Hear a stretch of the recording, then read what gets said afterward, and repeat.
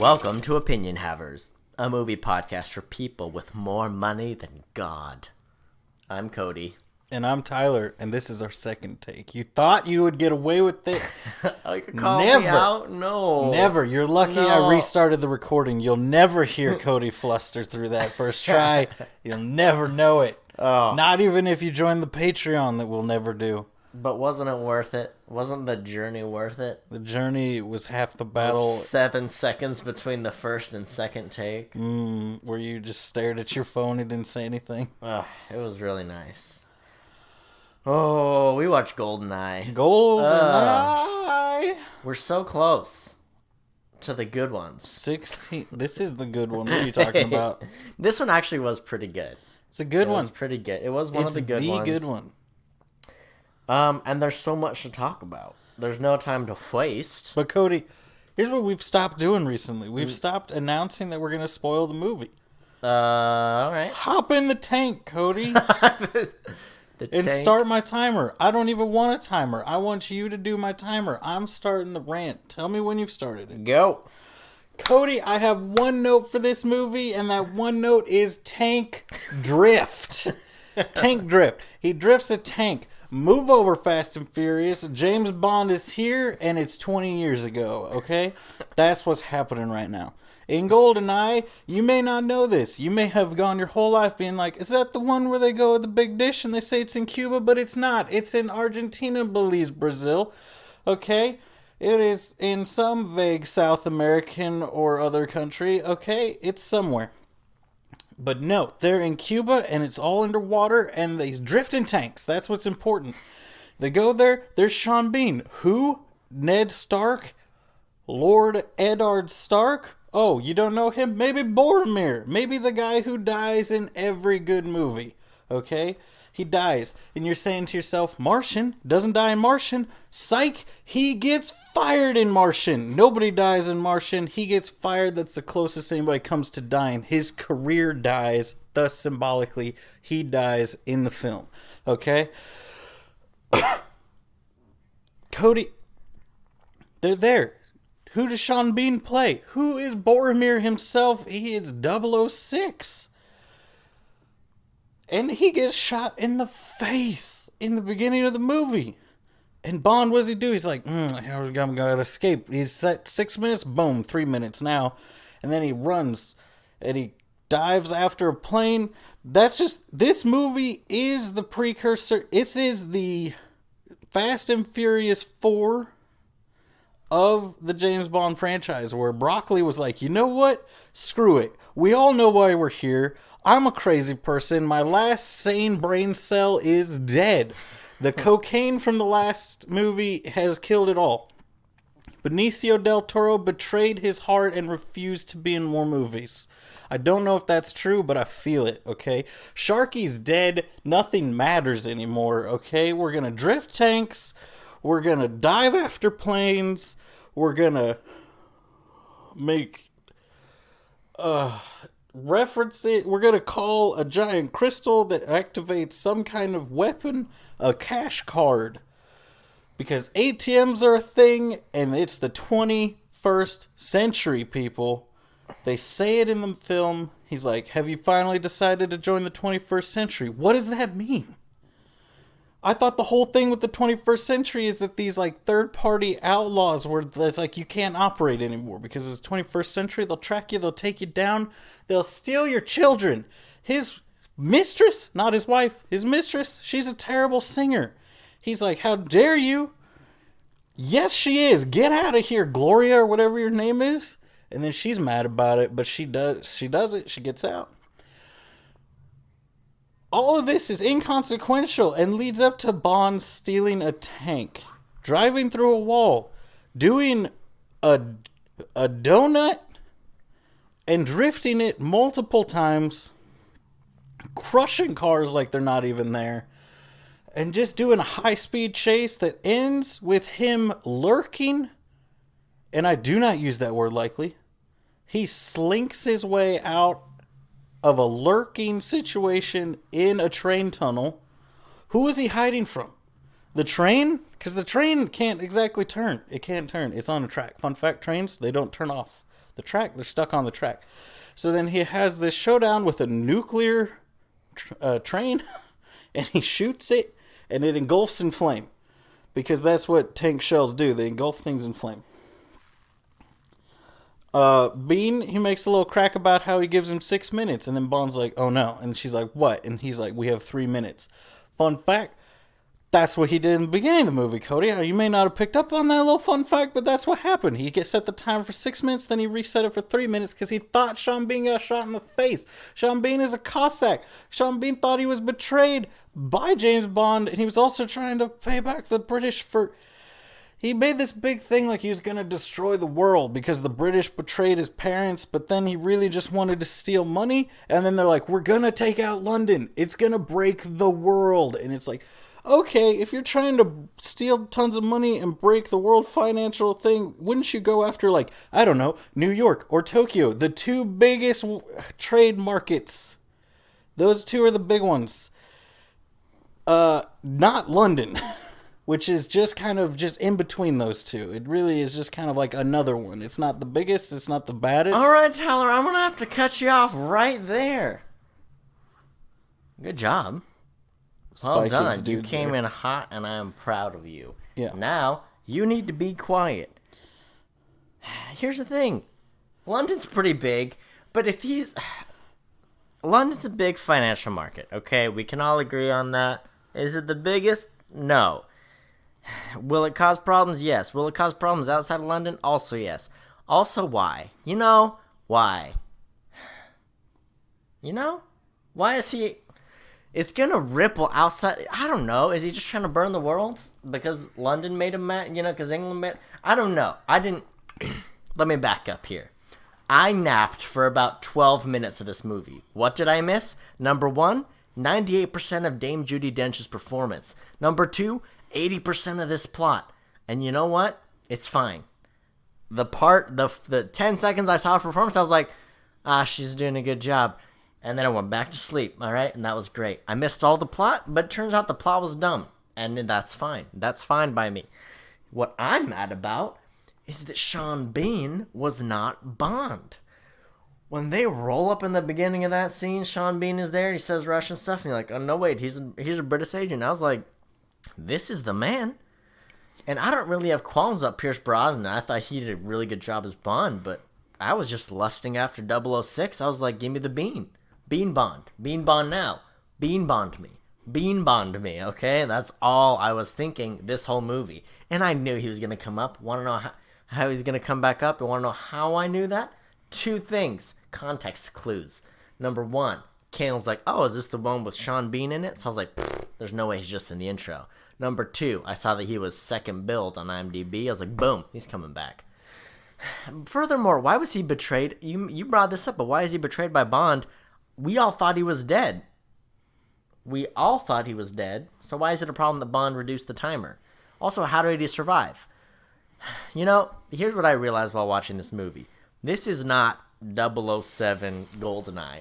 This is Winter Soldier, British edition. This is Captain Britain, Winter Soldier. Sean Bean is the Winter Soldier.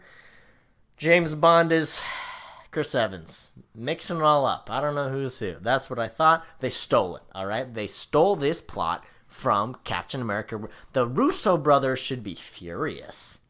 Am I wrong? Nick Furious. Nick Fury. Brought it all back. Last time we had Shadow Nipple and Stone Nipple. Both great nipples.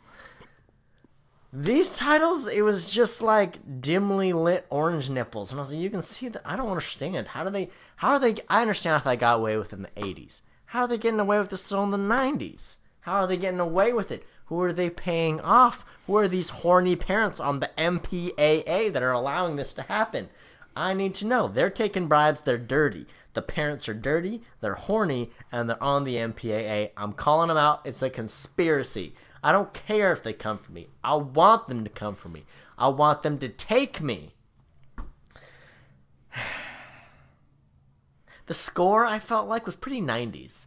And not in a good way. Like, when you watch The Matrix, you're like, ooh, This music is 90s to the core, and it's perfect. This one, I was like, yeah, you updated the music to be 90s-y. I didn't love it. That's probably my least favorite part of this movie. My second least favorite part. My least favorite part was the lady, the dark-haired lady, Jean Grey, that she crushes people. She gets sexual pleasure out of. She's a sadist. She gets sexual pleasure out of the hurting people and killing people specifically. So she hurts people, makes a lot of moaning sound. I was uncomfortable with all of it. There wasn't any of it that I enjoyed. It was all bad. I didn't like it. Just give me a nod your head yes or shake your head no. Did it make you uncomfortable? Tyler's he's aroused. He's rubbing his nipples, his tongue's out. He's into it. Okay. All right. Well, I'm sorry she died. I'm very sorry. Oh no, it's gone too far. Oh, well, the podcast is gonna be rated. It's no longer gonna be PG-13. It's gonna be an R-rated podcast because of Tyler. No, Tyler, keep your clothes on. Don't unbutton. Okay, I'm so sorry. I gotta just avert my eyes. James Bond does another great chop in this movie. I thought they were done. I thought we had the best chop already. The black darkness chop to the poor fishing pole dude in the other movie. No. James Bond chops in a car, a short in an enclosed space. He performs a precise, excellent chop. I was very proud of him. Pierce Brosnan's pretty good. He's pretty good.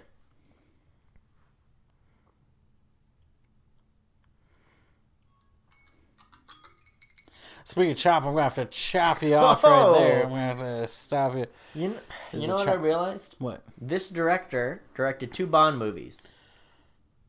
Can you guess the other one? Goldeneye's one. What's the other one?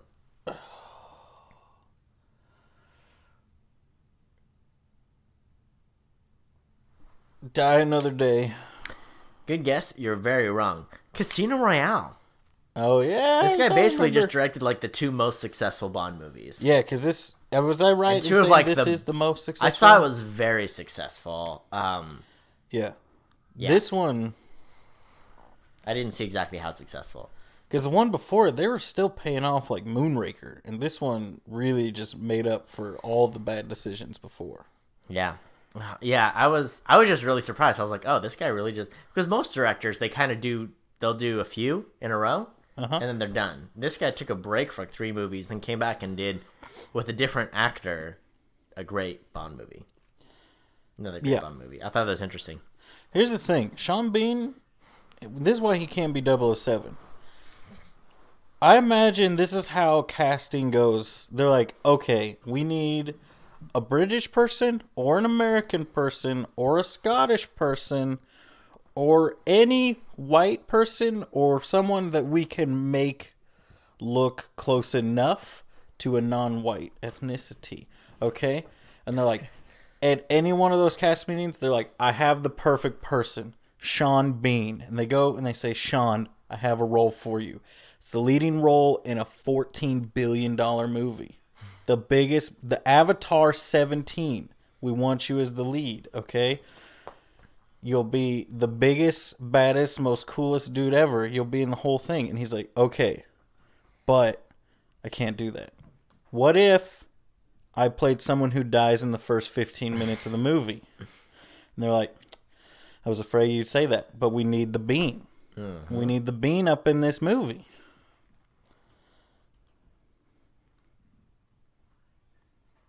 And that's how I think those meetings go. I just don't understand. Ralph Fiennes auditioned for James Bond. No. But then he ended up playing M.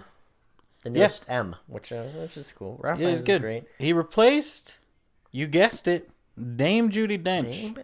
Judith? Can I be honest with you, Cody? What?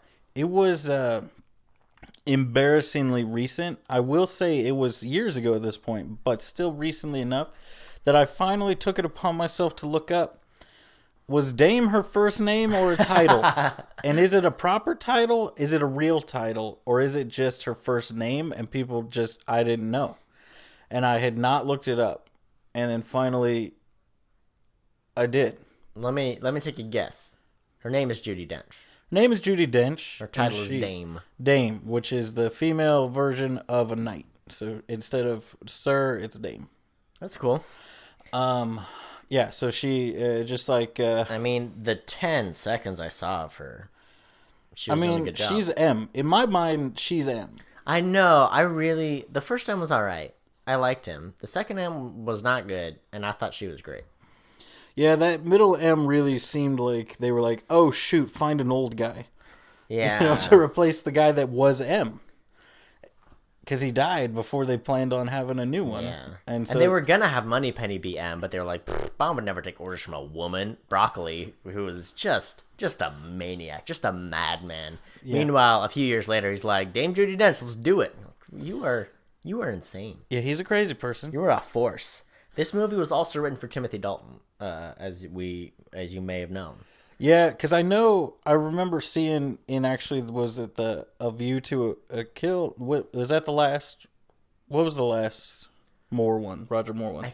I believe A View to a Kill was his last one. Where it was like the last two of his movies, they wanted Timothy Dalton, and he was like, maybe couldn't work it out, but like while he was trying to work it out, the person they would use as the stand-in was Pierce Brosnan. But he couldn't do it because his show. So they ended up getting Roger Moore, and then they got Timothy Dalton, and then Dalton didn't want to do it anymore, so Pierce Brosnan got it. So it's like crazy. Pierce Brosnan's the third person. There's been so much speculation about who the next Bond will be after Daniel Craig. I wanted Idris Elba. I'm not gonna get Idris Elba. I think he would be great. Here's the thing. Let me hit you with this. I recently watched the movie Angry Birds Dose, okay? The guy who voices Gary, who also voices the father of Killmonger in Black Panther. He doesn't voice him, he plays him. Plays him, yeah. He's British. Really? I'm pretty sure, because he just has a normal British accent. Interesting. In Angry Birds. Like, it's not, like, over the top, like it's an American doing a British accent. It seems like it's similar, but more subtle, I would say, than Idris Elba's. Interesting. I could see him being Bond. I like him. The old guy? No. The Killmonger's dead.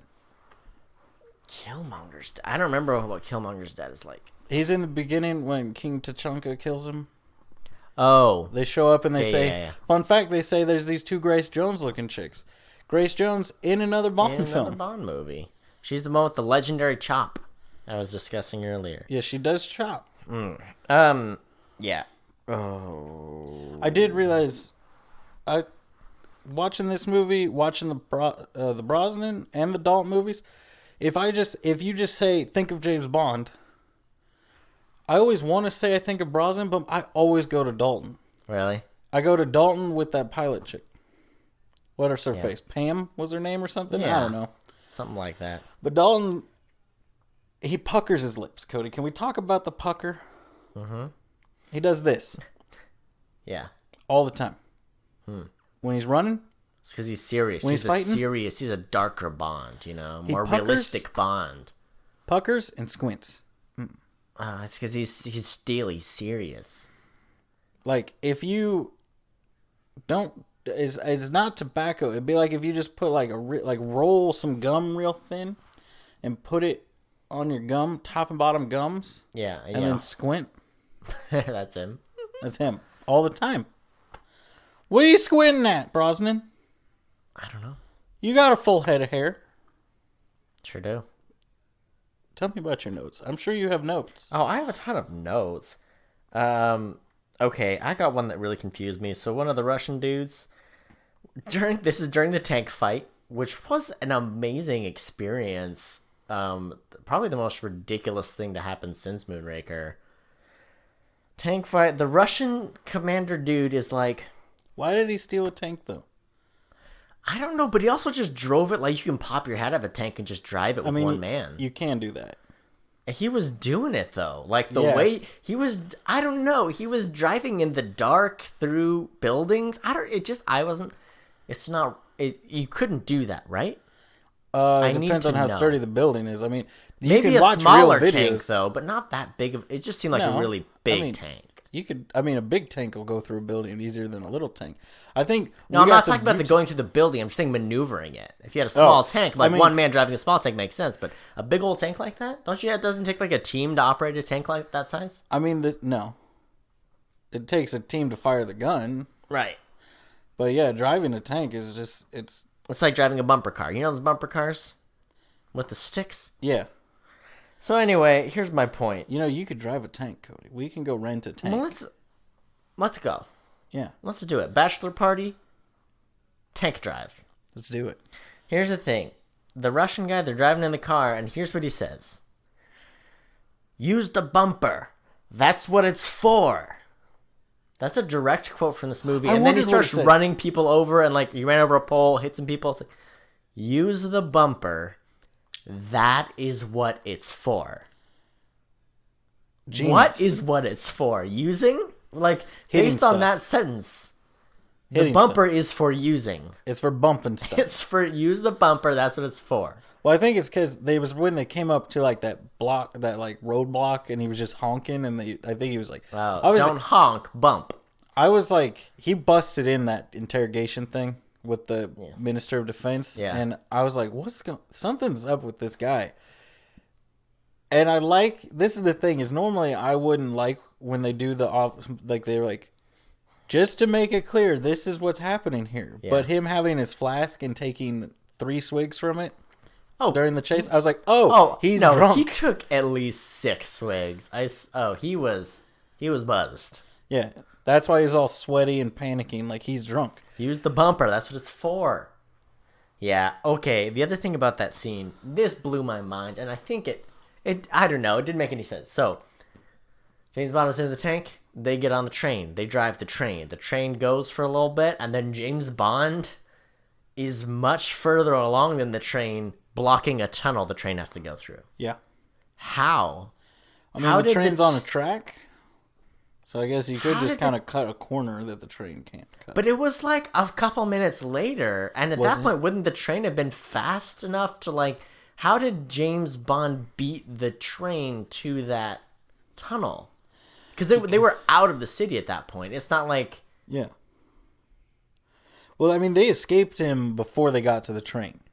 So he could have just been like, oh, that's right. Because they talked about the train earlier. So he knew they were going to the train. I don't know. I would just... It was one of those things like they kind of just cut and they were like, this train that's going, at this point, that's going about full speed, he's already there. I would say the more question would be like, how did he know which track the train was? Did he look into that? Did they mention that before? Right. Because in a city like that, how many train tracks would there be? Because they were in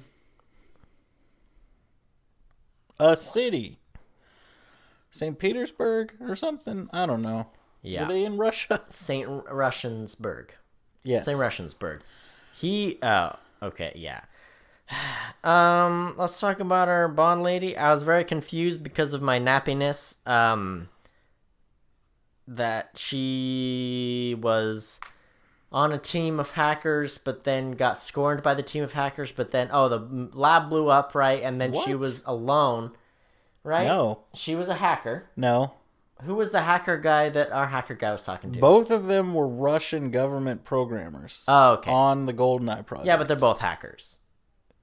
They both program. She's a 2nd level programmer. He's a 1st level programmer. Or a 3rd level programmer. Or I don't know which way the levels go. I don't know if they go up, if they're ascending or descending. He programs the rocket. She programs the guidance system. So they're both programmers working for the Russian government. They both hack. We know they can hack because they both hack in the movie. Yes. So I'm going to call them hackers. They have a hack off. Point is, they type send spike. I was just confused because her lab blows up, but she's a survivor. She makes it out, and then she's trapped with Bond, and then they're together. What was I saying? Anyway, I thought she was pretty good. Here's what I was getting to. The Bond innuendos are fine, you know. It's whatever. There was actually a good one in this movie, I thought. It's the one where he's like, the guy's like, "Can you trust this girl? Are you sure? Did you check her out?" And he's like, "I did, from head to toe." And you're like, oh, because they hooked up. I liked that part. I was like, that's actually a pretty good line. It's pretty smooth. Yeah. I will say, speaking of innuendos, not really innuendos, but sexual tension with Bond, this is when it ramps up with Moneypenny. Oh, This I is missed the a movie. lot of that with my nap. So, well, you were there for the part where Bond was saying some stuff, and then Moneypenny was like, "This could qualify as sexual harassment," yeah, and he's yeah. like, "What's the penalty?" And her response, I like her response. What I was do it? like it, which is someday you'll have to make. He said, "What's the punishment for that?" And she said, "Someday you have to make good on all your innuendo." Oh, that And I was was fun. like, oh. I also like the hardcore dunk that Broccoli, I'm sure, threw in there, which is, she says a line when he says something, he's like, "Oh, Moneypenny, what would I do without you?" And she says, "As far as I can remember, you've never had me." Oh, yeah, that And was it's like, good. oh, get dunked on movie where you got Moneypenny Yeah. and Bond together. Dunked on. She can't even remember it. That's how not important it was and how bad of an idea that was. Here's the other thing I want to talk about. Our hacker dude. Hacker dude, Hacker Boris. dude who is very Russian. Is not actually a Russian dude, but he is in the movie Josie and the Pussycats. He's also in the movie Spice World. He's also in the movie Spy Kids. Yes. This man he's a force. I saw him and it drive me crazy. I was like, that's the dude from Josie and the Pussycats, right? Yeah. And it was. Here's the thing. Here's what you need. I need to find a job that I enjoy as much as he enjoys being a hacker. Anytime he's hacking, except for the end when like his life's on the line, he's just like looking at the computer so smug, just like, you know that face he does? Where you're just like, I'm the best. He's like, I'm invincible. You know, he's just like, I'm the best that ever exists. I'm smarter than everybody. No one hacks like me. I make fun riddles. I was just like, he's having the time of his life anytime he's in front of a keyboard. I was jealous. Yeah. I've never enjoyed anything that much. Yeah. But yeah. He also gets frozen to death with liquid nitrogen after saying "I'm invincible," which is the greatest catchphrase. He really pulled it off. Yeah. He was quite the hot commodity during this time period. His first scene, I hated. It was the one where he's like making the innuendos and being kind of gross. Yeah, but And then then you the find rest- out she's into it. But then the rest of the movie, I was like, this guy is, he's a guy. Yeah. Yeah, he's doing his thing. He's out here living his best life, betraying his country, stealing from the British people. Yeah. I liked a lot of this movie. I thought the Sean Bean fight was actually really good. The final fight with him in the room and they're breaking stuff. I was like, this is a good one. It's so funny to look at like Roger Moore and Sean Connery chopping and like them speeding up the reel to make it look like people are flying versus this part. Like, oh, this is like a real choreographed fight and they're using props and I was like, this is actually good. Yeah, and you can tell for a lot of it, it's the actors Right. learned how to do the fight and did it, and yeah. Yeah, Sean Bean falls from the giant thing and does pretty well, but then the fiery antenna crashes on him. I was like, oh, you didn't make it. Yeah, I actually think I remember seeing something a long time ago when I was doing something where they were like, they were just going to drop him, but they were worried people would be like, oh, well, he's going to appear in another movie. So then they're like, drop the antenna on him. Drop funny- the whole thing. It's funny, too, because with the Christopher Walken movie, they dropped a lot of dummies off of that at the Golden Gate Bridge, Like, they could have done that and, like, shown a harder fall, but instead they showed him falling on his tailbone and then being like, oh, kind of hurts. And you're like, wait, you could also just, like, shown something like, really plummeting. But, I get that, too. I feel like anytime I see a movie with my dad and, like, they don't actually show the person's, like, head falling off, he's like, they probably didn't die. They're coming back. I was like, it's not always the case. Yeah. But sometimes. Oh my goodness. And then okay, well, first off, one more thing about Boris. When he grabs the computer, shakes it, and yells, "Speak to me." I really felt that. I was like, yeah. As a programmer, I feel it as well. Speak to me.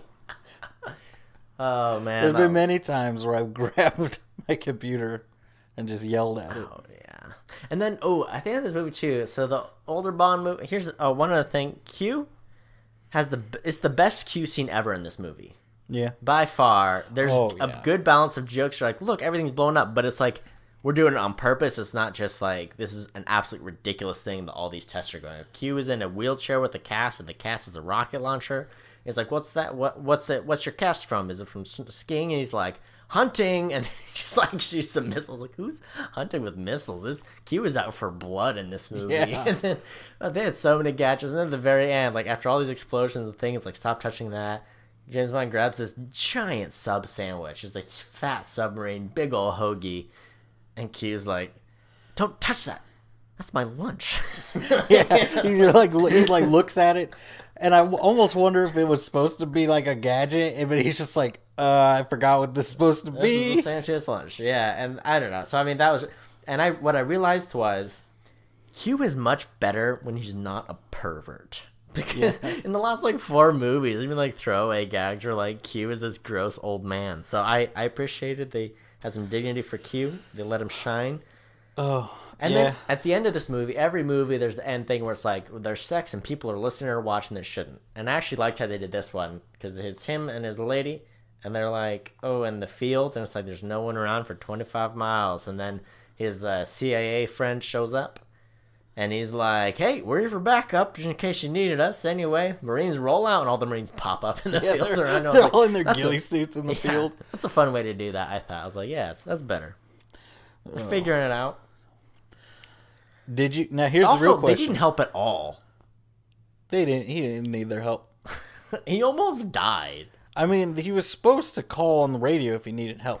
Yeah, that's a good and he point. didn't. What radio? You know, that's my question. Okay, I got some fun facts for you. Number but first, did you like that guy better as the CIA agent or as a weird 20 times better in this movie? That arms dealer thing was bananas. I thought he did a good job in this one. I like that he immediately started calling James Bond by nicknames. He's like, Jimbo. Yeah. I was like, yeah, Jimmy, Jimbo. I'm like, yeah, do that. Is this the only other movie he's in? Yeah, he's just in the 2. I know I've seen him in a lot of stuff, and I always feel like this guy's having the time of his life on this film. Like, he's taking this role, he's grabbing it by the and he's just having the best time with it. Mm-hmm. Yeah, I got some fun facts about this movie. Number 1, this is like, some people have said this is the most successful product placement ever in a movie. The BMW specifically in this movie. Makes you want one. They made a Bond edition of the BMW. It sold out after a day. It was on the market for a day, and they sold out of that.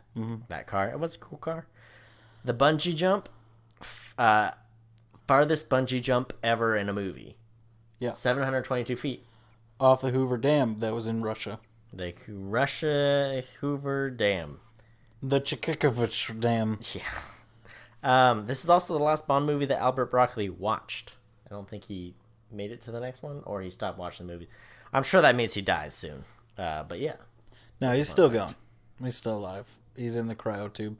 And last but not least, actually is probably the worst fact I have. First Bond movie with CGI. Isn't that fun? Yeah. Not barrel. That's the barrel. CGI barrel. Plus, I think the satellite was CG too. Yeah, I mean it was. They, I'm unclear on whether or not those satellites were nukes or lasers. I don't know what they're supposed to do. They set off an EMP, so I'm guessing nukes, and they call them a nuclear weapon. Mm-hmm. So I'm guessing, but what they mean by satellite is, hey, we put a nuke in orbit. Sure, why not? They make a huge deal about it when it's like, you could just launch a nuke and like hit the button to blow it up. I probably should watch the 10 minutes of the movie I slept through for Dame Judi Dench, but also to understand what Goldeneye is. Still not clear. I watched almost all of this movie. No idea. Let me tell you this right now. Let me run you through it real quick. We'll make this an extra long podcast just for me to give you a quick rundown on what Goldeneye is. Goldeneye is a satellite weapons program that the British government's analysts said the Russians could never afford. It's 2 nukes in space. That's what it is. And then you hit a button. You put the giant crystal sphere in a... Why does it need a crystal sphere, though? I don't know. That was what confused me. I was like, why is there a gem that activates the nuclear satellite? That's just the activation thing, which in real life, you're supposed to keep those 3 things separate. Yeah. But they keep them all in the same drawer in a giant eye. Which, I will point out, when Sean Bean built his secret base in Cuba to control the satellite, recreated the eye mural thing on the wall too. Like he did everything, and I said, why don't they just make a one button? They could have done that anyway. They really so could you put have. the thing a lot in of pageantry. much like the tape that controlled the satellites in that one movie. This thing controls the satellites. The switches, you turn it on, and then you set its target. It does the little retro rockets to put. So were they nuking someone? No, they detonate the nuke in the atmosphere. And it EMP blasts. So the EMP blast is what was going to destroy the financial markets in London. And it was going to wipe all the computers. Wipe all the computer. But also, not that there weren't a lot of computers in 95, but I feel like, was everything digitized by that point? Well, see, they were stealing. I mean, definitely financial stuff was. Yeah, that's all they were really worried about was financial stuff. But they stuff. talked about other stuff, too. Tax records. Tax records. But I feel like even then, were tax records digitized by that time? They may have been in maybe not in the U.S. because there's a lot more people to tax, but in Britain I would think a lot less people, maybe easier to digitize. We'll never know, really. Also, how dare you? They said the 21st century, Cody. This movie paced in the future. What? Came out in 1995, but that guy did say the 21st century. I'm confused. But here's where you're wrong, because I got a surprise fun fact for you. You don't even know what Goldeneye is. Because Goldeneye, in real life, not in the canon of this movie. You're right about the canon of the movie. Goldeneye is the name of the house, the vacation house, that Ian Fleming went to where he wrote all the Bond books from 1952 to 1964. Boom. Was it in Siberia? It's a reference to his beach house. That's what they call it. That's one of the reasons why they call it the Goldeneye. Isn't that fun? It's a fun fact for sure. Isn't that a pretty fun fact? So you're telling me he keeps 2 nuclear warheads at his beach house? Yeah, 2, but you gotta have jewels and keys to open it. This is also the first Bond movie, I think, that doesn't reference Ian Fleming or a Bond novel, and it's all original material. Interesting. Also, it spawned a game that everybody likes. Ooh, everyone likes. Why is Oddjob in Goldeneye, the video game? I was about to say something about Oddjob too.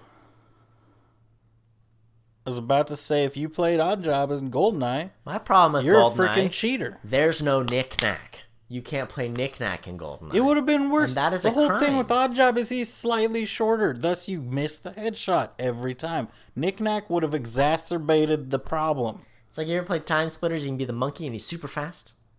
No. I played Goldeneye, and I played his Oddjob. Wow. You're that guy. No. I was always James Bond. You probably peek at the screen, too. You probably peek at your enemy screen. Oh, yeah? Yeah.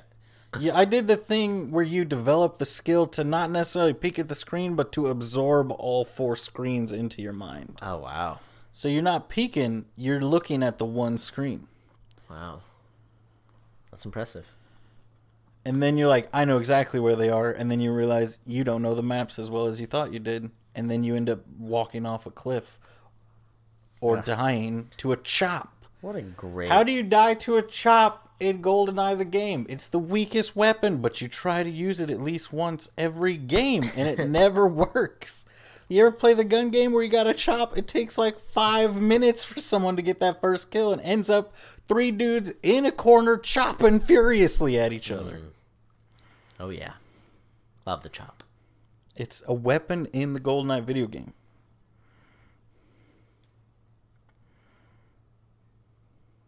Well, Tyler, you got anything else to share about this movie? No, just, that's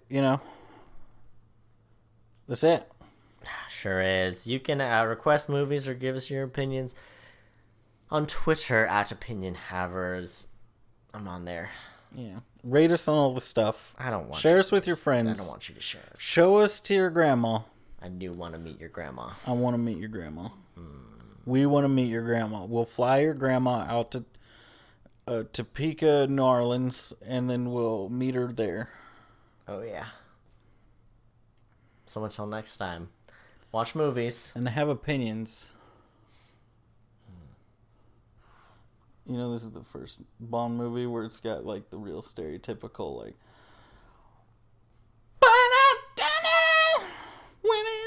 You You know, it's got like all the crazy stuff. Oh yeah, they did a lot of that in the score. Some of the action scenes, especially like the last 30 minutes, it was all over the place. Can't get it. Like Yeah. that? Yeah.